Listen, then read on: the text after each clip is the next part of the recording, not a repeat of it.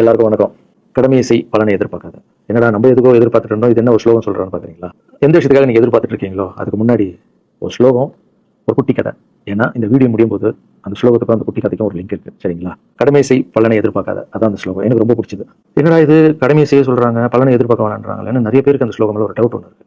வேலை பண்றோம், வேலைக்கு ஏற்ற கூலி எதிர்பார்க்க கூடாதா? இவ்வளவு கஷ்டப்பட்டு உழைக்கிறோம், சம்பளத்தை எதிர்பார்க்க கூடாதா அப்படின்னு. அந்த ஸ்லோகத்துடைய முழு மீனிங் என்னன்னா, ஒரு கதையா சொல்லிடுறேன். ஒரு பெரிய வீடு, ஒரு மிகப்பெரிய பணக்காரர். அவர் ரூம் மட்டும் க்ளீன் பண்ணுறதுக்கு ரெண்டு ஆட்கள் இருப்பாங்க. ரொம்ப பிடிச்சவங்க 2 பேர் அந்த ரூம் க்ளீன் பண்ணுறதுக்கு வச்சிருக்காரு. மிகப்பெரிய பணக்காரர். இப்போ 2 பேரும் வந்து ரூம் துடைக்கிறவங்க. ஓகே, அவர் காலையில் ரெடி ஆகி அந்த ரூம்லேருந்து வெளியே வரும்போது அவங்க துடைச்சிட்டு இருக்காங்கல்ல, அதில் ஒருத்தர் வந்து அவர் பாட்டுன்னு ஒரு வேலையை பார்த்துட்டு இருப்பார், துடைச்சிக்கிட்டே இருப்பார். இன்னொருத்தர் இருக்கார்ல, அவர் போய், சார் உங்கள் ட்ரெஸ் சூப்பராக இருக்குது சார், நீங்கள் போட்டு கண்ணாடி நல்லா இருக்கு சார், சென்ட் சூப்பராக இருக்கு சார், நல்லா இருக்கு சார், சூப்பராக இருக்கீங்க சார், எனக்கு பேக் கொடுங்க சார், வாங்கிட்டு போவார். இன்னொரு ஆள் வணக்கம் சார் சொல்லிட்டு வேலையை மட்டும் பார்த்துட்டு இருப்பார். இப்படியே தினமும் நடக்கும். அப்புறம் அந்த ஓனர் வந்து இந்த ஊரை விட்டு வெளியூருக்கு போறாரு. போகும்போது 2 வேலைக்காரங்களும் கூப்பிட்டு ஒருத்தருக்கு வந்து 1 மாசம் சம்பளம் எக்ஸ்ட்ரா, யாரு கூட பேக்லாம் தூக்கிட்டு போய் எப்போ பார்த்தாலும் சூப்பர் சூப்பர் சொன்னார்ல, அவருக்கு 1 மாசம் சம்பளம் எக்ஸ்ட்ரா. இன்னொரு ஆளுக்கு ஒரு வீடு வாங்கி கொடுத்து அவரை, நீ என் கூடவே வந்துருங்க, நான் அவர் கூடவே அவரை கூப்பிட்டு போறேன். இவன் ஓடி போய் கேட்டான், சார் என்ன சார் தினமும் நான் தானே சார் உங்க பேக் எடுத்துருந்தேன், நான் கொடுத்த வேலையை நீ கரெக்டாக பண்ணல, நீ ஜாலரா அடிக்கிறதுலேயே இருந்த, எனக்கு இது நல்லா இருக்கு அது நல்லா இருக்குன்னு. ஆனால் அவன் வேலையை மட்டும்தான் பார்த்தான். வேலையை கரெக்டாக பார்த்தா பலனு கடவுள் கொடுப்பாரு. அந்த பலன் தான் இது அப்படின்னு சொன்னாங்க. இப்போ விஷயத்துக்கு வருவோமா? திருச்சி கிழக்கு தொகுதி. இன்னைக்கு நான் என்ன முடிவு சொல்றேன் இதுதானே. நான் திருச்சி கிழக்கில் நிற்கணும்னா நான் முதல்ல அரசியலுக்கு வரணும். நான் அரசியலுக்கு வரணும் இல்லையான்றதை சொல்றேன். அரசியல் எப்படி என் வாழ்க்கையில் வந்ததுன்னு சொல்றேன். உங்களுக்கு நல்லா தெரியும், என் வீட்டில் குழந்தைங்களை வளர்த்துக்கிட்டு நான் பாட்டு சோஷியல் சர்வீஸ் பண்ணிட்டு இருந்தேன். மாற்றுத்திறனாளிக்கு டான்ஸ் சொல்லி கொடுக்குறது, ஓப்பனர் சர்ஜரி பண்ணுறது, பசங்களை படிக்க வைக்கிறது, ஸ்போர்ட்ஸ் எல்லாத்துலையும் என்னால் முடிஞ்ச வரைக்கும் பண்ணுவேன். என்னால் முடியல மற்றவங்கிட்ட கேட்டு பண்ணிட்டு இருந்தேன். இந்த டைம்ல தான் ஜல்லிக்கட்டுன்னு வருது. ஒரு சில விஷயம் ஃபாஸ்ட்டாக சொல்லிடுறேன், உங்களுக்கு தெரிஞ்ச விஷயம் தான். ஜல்லிக்கட்டுன்னு வருது, அதில் நான் போகிறேன், சாப்பாடு போகிறதுக்காக குழந்தைங்க போகிறேன். அப்படி நான் ஜல்லிக்கட்டு நடந்து முடிஞ்ச விஷயம்லாம் உங்களுக்கு தெரியும். அப்புறம் என் மேலே ஒரு தலைவர் விமர்சனம், எதுக்கு தலைவர்னு சொல்லுவார், நம்ம அண்ணன் தான், சீமான் அண்ணன் ஒரு விமர்சனம் வைக்கிறாரு. அதுக்கு நான் மறுபடியும் ஒரு ட்வீட் போடுறேன், அவர் ட்வீட் போகிறேன். அப்போ தான் என் வாழ்க்கையில் அரசியல் எடுத்து நுழையுது. நம்ம சாப்பாடு போகிறதுக்கு போகணும், இதனால இவ்வளோ பெருசாக இருக்குது, அந்த ஜல்லிக்கட்டு தான் எனக்கு அரசியல் உள்ள நுழையுது, என்னடா இவ்வளோ பெருசாக இருக்குது அப்படின்னு. அப்படியே போச்சு. அதே தலைவர் தான், அதே சீமான் அண்ணன் தான் ரஜினி சார் அரசியல் வர மாதிரி பேச்சு அடிப்பட்டவுடனே அவங்க சைட்லேருந்து பேசுகிறாங்க, தலைவரை பற்றி பேசுகிறாங்க. தலைவர் எனக்கு வந்து ஒரு குரு, என்னை வாழ வச்ச தெய்வம், ஒரு அப்பா மாதிரி, ஒரு அண்ணன், அப்பா எல்லாமே சொல்லலாம். ஸோ அவரை பற்றி அதிகமாக பேச ஒரு முறையும் சூப்பர் ஸ்டாருக்கு ஃபோன் போடுவேன், அண்ணா ரொம்ப ஓவராக பேசுகிறாங்க, கண்டிப்பாக கம்மியாக இருக்கேண்ணா, நீ சைலண்டாக இப்படியே ஓரளவுக்கு தான் நம்மளால் பொறுக்க முடியும். அதுக்கப்புறம் ஆடியோ ரிலீஸ் ஃபங்க்ஷனில் என் மனசில் எல்லாம் உடச்சி சொன்னால் அதை நீங்களும் பார்த்துருப்பீங்க, தெரியும். அதுக்கப்புறம் ஒரு ரஜினி சாருக்கு ஒரு ஃபங்க்ஷன் வந்தது. அந்த ஃபங்க்ஷன்லையும் பேசினேன் இதை பற்றி. உங்களுக்கு தான் தெரியுமா அந்த வீடியோ, யார் ஓட்ட பந்தயத்தில் ஜெயிக்கிறது, இப்போ கூட அந்த வீடியோ போயிட்டு இருக்கு. அது பேசணும், அது மட்டும் அப்படியே போயிட்டு இருந்தது. அதுக்கப்புறம் பார்த்தீங்கன்னா ரஜினி சார் அரசியலுக்கு வரேன்னு அனௌன்ஸ் பண்ணுறாரு. பண்ணோன்னே நான் போய் தலைவரை பார்க்குறேன், என்ன வரீங்களா, நான் நியூஸில் வருது, ஆமாக்கா நான் வரேன். இன்னும் பயங்கர சந்தோஷம். ஏன்னா வாழ்க்கையில் ஒளி ஏற்றி வச்சவர், அவர் அரசியலுக்கு வராரு, அவருக்கு சப்போர்ட்டாக இருக்கணும் நம்ம. அப்படி எல்லாருக்கிட்டையும் போய் நம்ம கேட்டுட்டு இருக்கோம். தலைவர் வந்துட்டாருன்னா எல்லாமே குழந்தைங்களுக்கு இன்னும் நிறைய பண்ணலாம் அப்படின்னு. என்ன நானும் வரேன் அப்படின்னா ரொம்ப சந்தோஷம் அப்படின்னு ஸ்ட்ரெயிட்டாக கிளம்பி நான் ட்ரஸ்ட்டுக்கு வரேன். என்னோட ட்ரஸ்ட், என்னோட ஃபேன்ஸ் எல்லாரையும் கூப்பிட்றேன். கூப்பிட்டு என்னோட வெல்விஷர்ஸ் எல்லாரையும் கூப்பிட்டு உட்கார வச்சு தலைவர் அரசியல் வராரு, புரியுதுங்களா? எனக்கு வந்து எழுத படிக்க தெரியாது, அதான் ஒரு ட்வீட் பண்ணணும், இதெல்லாம் ரெடி பண்ணுங்க தமிழில் சொல்லிட்டு அவங்க ரெடி பண்ணிட்டு ஒரு டீம். இன்னொரு டீம் உட்காந்து என்கிட்ட கேள்வி கேட்குறான், தலைவர் அரசியல் வந்து அவர் வந்து சிஎம் ஆயிடுவாரு, நீ வந்து அமைச்சர் ஆகிட்டீங்களானே, சுகாதாரத்துறை அமைச்சர் தான், நம்ம வந்து ஆபரேஷன் நிறைய பண்ணலாம், இன்னொரு கல்வித்துறையை தான் நிறைய படிக்க வைக்கலாம். கடமை செய்யணும், பலன் எதிர்பார்க்கக்கூடாது. சுகாதாரத்துறை அமைச்சர், இது வந்து கல்வித்துறை, இதெல்லாம் படிச்சவங்க வர இடம், ஆனால் படிக்கலடா. எல்லாரும் படிச்ச இடத்த போட்டு ஒரே இடத்துல போய் முடங்கி போய் படிக்க மாட்டேன். எல்லாம் கட்சி வளரட்டும், தலைவர் வரட்டும், எல்லா துறையிலேருந்து ஹெல்ப் கேட்டு நல்லா பண்ணுவோம், பெரிய ட்ரஸ்ட் கட்டுவோம். இப்போ சின்ன ட்ரஸ்ட்ல தான் இருக்கும், சின்ன வீட்டில் 60 ரூபாய் நீங்க இருக்கீங்க, 100 ஏக்கர்ல கட்டுவோம். ஊனமுற்றவர்கள் இந்த பக்கம் திருநங்கைகளுக்கு இந்த பக்கம் முதியோர்களுக்கு ஒரு பெரிய ட்ரஸ்ட் கட்டி பண்ணுவோம்டா, சூப்பர்ண்ணா. இன்னொருத்தர் டக்குன்னு அங்கே வந்து, அண்ணா நம்மள எடுத்து பேசிட்டு இருக்காருல்ல சீமான் அண்ணன், அவருக்கு ஆப்போசிட்டா எடுத்து நில்லுங்கண்ணா. அது அரசியல் இல்லை.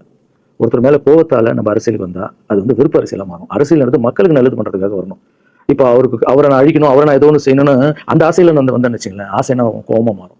கோவத்துல இருந்து என்ன வரும், வார்த்தைகள் தப்பா வரும். வார்த்தைகள் மட்டும் வராது, தப்பான வார்த்தைகள் வரும். மக்களுக்கு நம்ம மேல மரியாதை இல்லை, மக்களுக்கு நம்ம மேல மரியாதை இருக்காது, போயிடும்.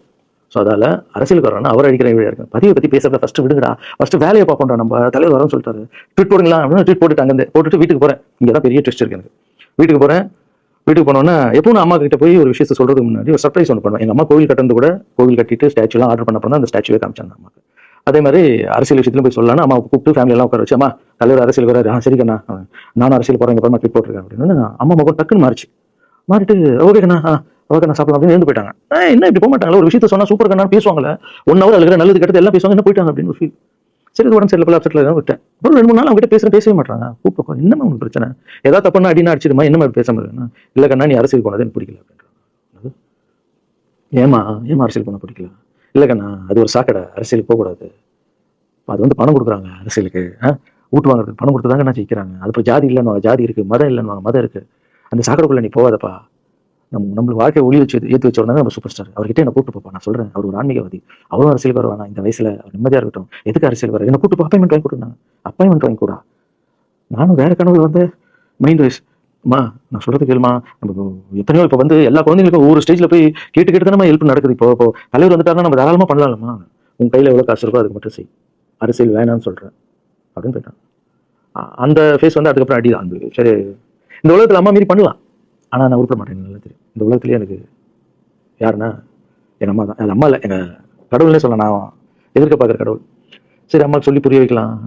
என்னடா தலைவர்கிட்ட போய் எப்படி சொல்றது, பசங்கிட்ட ஒரு பயங்கர பில்டப் கொடுத்துட்டோம், அது இதுன்னு எல்லாம் வேலை வேற பார்த்துட்டு இருக்காங்க, என்ன பண்றது. அந்த டைமை பார்த்து கொரோனா வருது, ஒரே ஷாக்கு, வெளியே போக முடியாதுன்றாங்க. இல்லைன்னா பிரச்சாரம் பண்ண வெளியே போக முடியாது, தலைவருக்கு உடம்பு சரியில்லாம போகுது, ஹைதராபாத் ஷூட்டிங் போறாரு, உடம்பு முடியல, அப்படியே எல்லாமே கொலாப்ஸ் ஆகுது. அப்புறம் தலைவர் அனௌன்ஸ் பண்றாரு, நான் அரசியலுக்கு வரல, டாக்டர்ஸ் வந்து போகக்கூடாதுன்னு சொல்லிட்டாங்க. கொரோனா டைம்ல நம்ம வந்து பிரச்சாரம் போக முடியாது, அந்த காரணம் சொன்னாரு, உங்களுக்கு எல்லாருக்கும் தெரியும். அவ்வளோதான், தலைமையில கை வச்சு உட்காந்துட்டோம். ட்ரஸ்ட்டில் இருக்க குழந்தைங்க மற்ற எல்லாரும் என்னன்னு நினச்சி ஒர்க் பண்ணிட்டு இருந்தாலும் எல்லாரும் அப்செட்டில் உட்காந்துருக்கோம். தலைவர் ஒருத்தம் போய் பேசி பார்க்கலாம், தலைவர் வராரு, கூப்பிட்றா இருக்கும். அந்த மாதிரி தலைவரை பார்த்தது இல்லை. அப்படியே அப்படியே எனக்கு புரிஞ்சது, அவர் ரொம்ப வழியில் இருக்காரு அப்படின்னு. எவ்வளோ சுறுசுறுப்பானால உடம்பு முடியலண்ணா. பரவாயில்ல, நம்ம உடம்பு தானே முக்கியம், என்ன இதெல்லாம் என்ன தூக்கி போடுங்க. இல்லைண்ணா, இத்தனை வருஷம் என்ன வாழ வச்சாங்கல்ல, அவங்க ஏதாவது ஒன்று பண்ணணும்னு நினச்சாங்க. இங்கே குத்துதுக்கண்ணா, எனக்கு என்ன பண்ணுறதுன்னு தெரியல, ரொம்ப கஷ்டமா இருக்கு அப்படின்னு. அண்ணே அதை விடுங்கண்ணே எல்லாம் அப்படின்னு அவர்கிட்ட பேசிட்டு, அவர் வந்து அப்போ நான் முன்னாடி பேசும்போது சொல்றேன், நான் கூட பதிவு வரணும்னு ஆசைப்படல, இன்னொரு நல்ல ஆள் படிச்ச ஆள் அங்கே நிற்க வச்சு பார்ப்பேன், யாருன்னு சொல்லுவேன், யாரும் கூட சொல்ல. அது அப்படியே போச்சு, அவர் மனசுக்கு மட்டும் தான் தெரியும், யாரும் கூட சொல்ல. ரொம்ப அப்செட்டாக இருந்தாரு. சரி ஓகே, இதுவும் கடந்து போகணும், அப்படியே கடந்து போச்சு. எனக்கும் காஞ்சனா படம் அது இதுன்னு வந்து பெரிய ஹிட் ஆகுது. அதுக்கப்புறம் யார்கிட்டயும் நீங்கள் வந்து யாரும் எனக்கு ஹெல்ப் பண்ண வேணாம். முதல் நாள் நான் வந்து கலைஞர் ஐயா கிட்ட ஹெல்ப் கேட்டேன், அவர் வந்து ஒரு சில குழந்தைங்களுக்கு ஹெல்ப் பண்ணாரு. அதுக்கப்புறம் அன்புமணி ராமதாஸ் ஐயா, அவர் ஹெல்த் மினிஸ்டர் இருக்குது, அவர் ஒரு சில குழந்தைங்களுக்கு ஹெல்ப் பண்ணாரு. அப்புறம் நம்ம விஜய் சார் நண்பர், அவர் வந்து ஒரு குழந்தைக்கு ஆப்ரேஷன் பண்ணாரு. ஸோ இருக்கும்போது என்னால் முடிஞ்ச வரைக்கும் சொந்த பணத்தை போட்டு பண்ணிடுவாங்க, முடியாத போது தான் நான் அந்த ஹெல்ப் கேட்பேன். இப்போதான் நல்லா வந்துட்டுமே, யாருக்கும் எனக்கு பணம் கொடுக்க வேணாம், இனிமேல் என் சொந்த பணத்திலே பண்ணுறேன்னு சொல்லிட்டு நான் பாட்டின ஒரு வீடியோ கூட நான் போட்டேன், இனிமேல் யாரும் பணம் கொடுக்க வேணாம். அப்படியே போயிட்டு இருக்கு. காஞ்சனாவெல்லாம் முடிஞ்சு ஜிகிர் தண்டா படம் ரிலீஸ் ஆகுது. ஜிகிர் தண்டா பார்ட்டி போயிட்டு இருக்கு. டேரக்டர் நின்று பேசுகிறேன், நான் டேரக்டர் போகிறேன், டேரக்டர் யார்கிட்ட ஃபோனில் பேசிட்டு இருக்காரு. அப்படியே பேசிட்டு இருக்கிறவர் டக்குன்னு இந்த சீமான் பேசுவாங்க கொடுத்துட்டாரு என்கிட்ட. அவருக்கும் தெரியாது நான் பேசுவேன், அவர்கிட்ட லான்ஸ் பேசுவார் சீமான். ரெண்டு பேரும் சைலண்ட், நானும் எதுவும் பேசல, சீமான் எதுவும் பேசல. அப்படியே ஒரு நிமிஷம் அப்படியே நிற்கிறோம். பெரியவரில் என்னலாம் அண்ணன் அப்படின்னு, அவ்வளோதான் அண்ணன். பயங்கர பாசம், எந்த இடத்துல கோவம் இருக்கும் அந்த இடத்துல கொண்டு இருக்குன்னு சொல்லுவாங்கல்ல. அண்ணன் வந்து புகழ்ந்து தள்ளுறா ஜிகர் தண்டாவை, இப்படி பண்ண கண்ணா, அப்படி பண்ண இவ்வளோ சூப்பராக பண்ண, அந்த சீன் எனக்கு ரொம்ப பிடிச்சதுன்னு. அவருடைய அன்பு தான் தெரியல, எல்லாமே அதிகமாக இருக்கும் அண்ணன்கிட்ட. அண்ணா ரொம்ப சந்தோஷமாக வாழ்த்தினாரு. அப்புறம் நான் வந்து மாற்றம்னு ஒரு அமைப்பு ஆரம்பிச்சிருக்கேன்ல, இந்த விவசாயிகளுக்கு டிராக்டர் கொடுக்குறது, அப்புறம் மாற்றுத்திறனாளிகளுக்கு ஸ்கூட்டி கொடுக்குறது, எல்லாமே அதை பார்த்துட்டு பத்திரிகையாளர் கேட்குறாங்க அவர்கிட்ட, ரகுவலர் சார் மாற்றம் அமைச்சிருக்காரு, நல்ல விஷயம் தம்பி, நல்லா பண்ணிட்டோம், நல்லா இருக்கட்டும் அப்படின்னு வாழ்த்தினாரு. ஸோ ஒரு பெரிய பிரச்சனைக்கு கடவுளே வந்து அதை அப்படியே சால்வ் பண்ணி வச்ச மாதிரி ஆயிடுச்சு. அப்படியே போச்சு. ஆனால் நீங்கள் நல்லா இருக்கணும், எங்க இருந்தாலும் நல்லா இருப்பீங்க. எப்பெல்லாம் ட்ரஸ்ட்டுக்கு போகும்போது பசங்களாம் கேட்பாங்க, அந்த 100 ஏக்கர் ட்ரஸ்ட் குழந்தைங்க, சரி ஓகேடா. அப்படி பார்த்தீங்கன்னா நண்பர் விஜய் சார் கிட்ட பேசிட்டு இருக்கும்போது, நான் வர அரசியல்ன்றாரு, நிஜமா நண்பா அப்படின்னு. ஏஸ் அப்படின்னு மறுபடியும் போய் ட்ரஸ்ட்ல உட்காந்து நம்ம டேய் நண்பர் வராரு. ஏன்னா சூப்பர் ஸ்டார் எனக்கு எவ்வளோ க்ளோஸோ, நண்பர் கூட அவ்வளோ க்ளோஸ் தான் எனக்கு. ஏன்னா மேகமாய் வந்து போகிறேன்ற சாங்லேருந்து நான் ஒரு டான்ஸ் மாஸ்டர் பண்ண ஆரம்பித்தேன். அதுக்கப்புறம் நிறைய சாங் பண்ணேன், சார் வச்சிருக்கேன். அது உங்களுக்கு தெரியும், அந்த தாம் தக்க தீம் தக்க அவருக்கு மட்டும் நான் ஸ்பெஷலாக வந்து பண்ணி கொடுத்துருவேன். தமிழ் வேறு யாருக்கும் பண்ண மாட்டேன். அவர் கூப்பிட்டா வருவேன், தலைவர் கூப்பிட்டா வருவேன், சாங் பண்ணிட்டு போவேன்.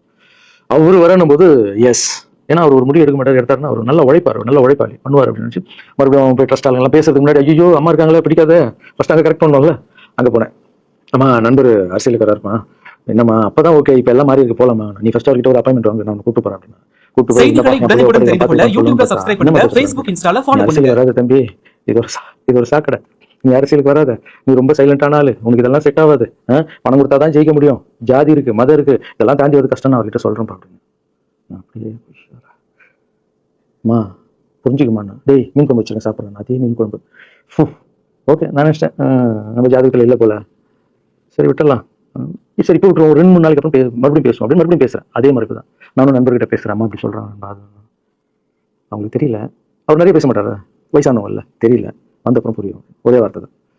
அதுக்கப்புறம் ஃபோனில் கூட்டணி கட்சியெல்லாம் வரும்போது, நண்பா யாரும் கூட்டணி கட்சி வரல நண்பா, இது அது நான் எனக்கு ஒருத்தர் பிடிச்சிட்டாங்களா மனசில் படுறது எல்லாமே சொல்லிட்டு இருப்பேன். அது நல்லதோ கெட்டதோ, என் பழக்கம் அப்படிதான், பிடிக்கலாம் தூரம் ஒதுங்கிடும். அப்படியே போகுது. எலெக்ஷன் வருது, அனௌன்ஸ் பண்ணுறாங்க, எலெக்ஷன் நண்பர் நிற்கிறாரு. ரிசல்ட் அன்னைக்கு டோட்டலாக மாறுது எல்லாமே, அப்படியே தலைக்கீழ ஆகுது, புரட்டி போடுறாரு சரித்திரத்தை. வேறம்மா இப்போ முதல்ல தெரிஞ்ச எங்கள் அம்மாவை தான். எனக்கு ரொம்ப ஆசை ஆயிடுச்சுன்னா எங்கள் அம்மா மேலே அம்மா பேர் கண்மணி, கண்மணி அப்படின்னு தான் கூட்டு போவேன். எங்கன்னு கூட்டு போனா அம்மா கொண்டு என்னடா இவ்வளவு உஷாரா வர, என்ன விஷயம் உங்ககிட்ட தான் பேசணும். நீ என்னமா சொன்ன, பணம் கொடுத்தாதான் ஓட்டு போடுவாங்க, ஜாதி இருக்கு, மதம் இருக்கு, புது ஆளுங்களை வரவிட மாட்டாங்க, ஜெயிக்க முடியாது, இதெல்லாம் சொன்னல. நண்பர் ஜெயிச்சிட்டார் பத்தியம்மா. அந்த ஒரே ஒரு முகத்துக்காக ஓட்டு போட்டிருக்காங்க. நம்பிக்கையான ஆள் வந்தா போடுவாங்கம்மா, நல்லவங்க எல்லாம் வரலாமா, புரிஞ்சுக்கமா, என்ன விடுமா. இப்ப என்னம்மா சொல்ற அப்படின்னு கேட்டேன். முதல் முறையாக அம்மா முகத்துல ஒரு சிரிப்பை பார்த்தேன். ஆமாங்கண்ணா, அந்த பிள்ளை எல்லாத்தையும் மாத்திருச்சு, இவ்வளவு பெரிய வெற்றி வரணும்னு எதிர்பார்க்கலப்பா. ஒரு நல்ல மனுஷன் வந்து பண்ணணும்னு நினைச்சா அது வந்து முடியுங்கண்ணான்ற நம்பிக்கை எனக்கு வந்திருக்குப்பா அப்படின்னு அம்மா வந்து சொன்னான். அப்ப என்ன போயிடலாமா, ஓகேவா அப்படின்னு கேட்டேன். போகண்ணா, நீ நினைச்ச மாதிரி பண்ணு அப்படின்னு அம்மா வந்து சொன்னோன்னு காலில் சாஸ்தாமா வந்தேன். தேங்க்யூ ஸோ மச்மா அப்படின்னு. ரொம்ப ஹாப்பி நான். அம்மா ஓகே சொல்லிட்டாங்க அரசியல் வர்றதுக்கு. இப்போ நான் தாய்க்கு நிற்கிறேன்னு நினைக்கிறேன். ரசிகர்கள் கேட்குறேன், நான் அரசியல் வரலாமா? இதை பார்த்துட்டு இருக்கிறவங்களுக்கு, இந்த மக்களை கேட்குறேன், நான் அரசியல் வரலாமா? அந்த தகுதி எனக்கு இருக்கா? நீங்களும் சொல்லுங்க. இந்த வீடியோ பார்த்துட்டு இருக்கவங்க கமெண்ட்ஸ் போடுங்க. பசங்களா, இவங்க தான் என்னுடைய 22 வருஷத்துடைய உழைப்பு. அரசியலுக்கே வராம மக்களுக்கு நான் செஞ்ச சேவை உங்க கண்ணு முன்னாடி நான் பாட்டிருக்கேன். இப்போ உங்க வயசு என்ன? 22 வயசாகுது. ஒரு வயசுல என் கையில் வந்தார் அந்த போட்டோ, நீங்களே பாருங்க. இப்போ 22 வயசு. ஒரு குழந்தைய வளர்க்கறதுக்கு நீங்க எவ்வளவு கஷ்டப்படுவீங்க உங்களுக்கு தெரியும் இல்லை? அந்த கஷ்டம் என்னன்னா, ஸ்கூலுக்கு அனுப்புறது வந்து, ஃபீஸ் கட்டுறதுலேருந்து, உடம்பு சரியில்லாம போனாலும் அவன் ஆசையில் நிறைவேற்றுறதுலேருந்து, ஒரு குழந்தைக்கு அப்படின்னா 60 குழந்தைகளை வளர்த்துருக்கேன். எவ்வளோ பிரச்சனை வந்திருக்கேன், எவ்வளோ நோய்கள் வந்திருக்கும், எவ்வளோ நைட் தூங்காம வந்திருக்கேன், அதில் எவ்வளோ டிஸ்டர்ப் ஆகுது. என் வீட்டில் வளர்த்துருக்கேன்.